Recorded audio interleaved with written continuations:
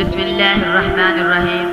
بنی اسرائیل کی وہ قوم جو بندر بن گئی۔ یہ واقعہ حضرت داؤد علیہ السلام کے عہد میں پیش آیا، جب ایک قبیلے نے قوم بنی اسرائیل سے علیحدہ ہو کر دریا کے کنارے اپنے رہنے کے لیے مکان بنا لیے اور وہیں آباد ہو گئے۔ ان لوگوں نے اکثر کام احکام تورات کے خلاف شروع کر دیے تھے۔ ان میں ایک یہ بھی تھا کہ وہ ہفتے کے دن مچھلی کا شکار نہ کیا کریں اور نہ ہی دنیا کی کوئی خرید و فروخت کریں۔ ان لوگوں نے کوئی پرواہ نہ کی اور اپنی من مرضی سے کام لینے لگے۔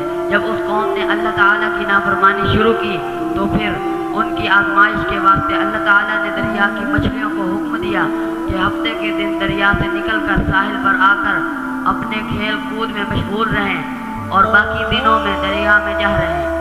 بس اللہ تعالیٰ کے حکم سے مچھلیاں ہفتے کے دن دریا سے نکل کر کنارے پر آ کر پھرتی رہتی اور ہفتے کے علاوہ دوسرے دنوں میں دریا کے اندر چلی جاتی۔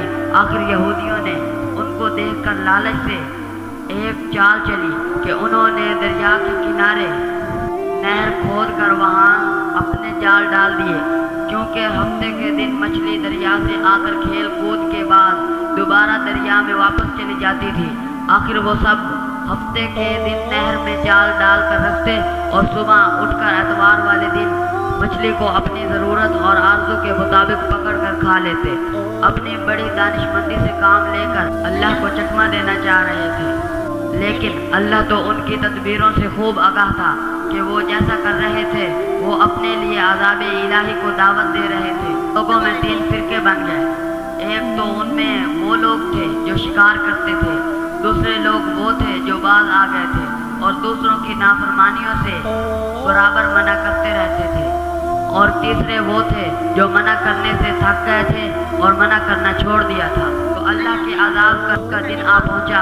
ایک دن صبح کو اٹھے تو دوسروں کی آواز سنی تو دیوار پر چڑھ کر دیکھا کہ ہر گھر میں بندر ہی بندر نظر آ رہے تھے، اور ان کی کیفیت یہ تھی کہ وہ آدمی کو پہچان کر اپنے قرابت والوں کے پاؤں پر اپنا سر رکھتے اور پاؤں چاٹنے لگتے۔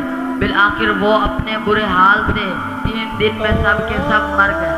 تو مسلمانوں، نافرمانی کے سبب اللہ تعالیٰ کے حکم سے بنی اسرائیل کے چہروں کو مسخ کیا گیا، یعنی ان کی شکلیں بندروں جیسی ہو گئیں، اور ہم لوگ چونکہ خاتم النبیین کی امت میں سے ہیں، اس لیے زمانے میں گناہوں کے باوجود حضور صلی اللہ علیہ وآلہ وسلم کی وجہ سے ہمارے چہرے مسخ نہیں کیے جا رہے، لیکن یاد رہے کہ قیامت کے دن اس نافرمانی کی سزا ذلت مسخ سے کم نہ ہوگی۔